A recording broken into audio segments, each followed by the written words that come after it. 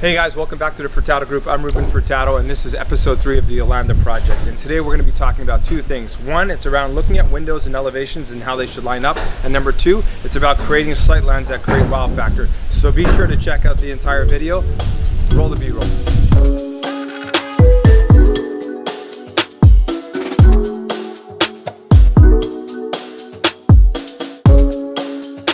So 2 points we want to talk about really quickly were the windows and also going to be sight lines from the inside. So on the windows, a couple things to keep in mind is how they operate, making sure they're functional, whether it's a large transom window across the top that you can reach it. If there's going to be windows that are down low, is there furniture in front of it?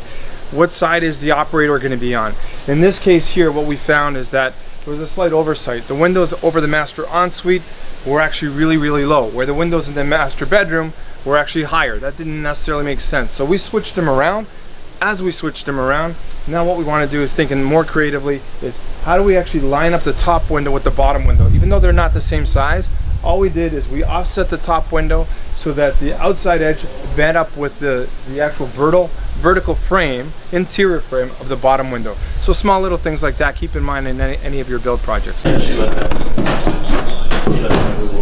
So guys, now we're in the basement, so I apologize, the lighting isn't that great, but one thing I do want to point out here, remember I was talking about sight lines? So as you're coming into the basement, this was going to be a wall, and then that was going to, on the opposite side of the staircase, was going to be a glass railing.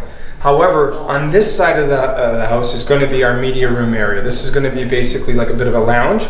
On the other side was a hallway. So as we're thinking of sight lines, we want people to see what's of greatest value, which is going to be this room. So as a result of that, we're going to put the glass wall on this side. The reason why we had it the other way around is because of this beam. So it's simple. We're going to extend the stairs so they come under the beam, they're going to hook underneath here, and then you'll have the glass rail in the front. So I want you to imagine as you're walking down the stairs, this column will actually be sanded and powder coated, and it'll be now an architectural feature as part of this glass. So that's the one thing that's a takeaway, is think of those sight lines, think of as you're walking through that feeling that you're going to have, and that should really dictate a lot of the changes that you make as you're actually building. That's it for now, guys. So next week we're actually going to be opening up some of the interior walls. You're seeing we're making a lot of progress, so be sure to tune in, and if you haven't already, hit the subscribe button, and until next time.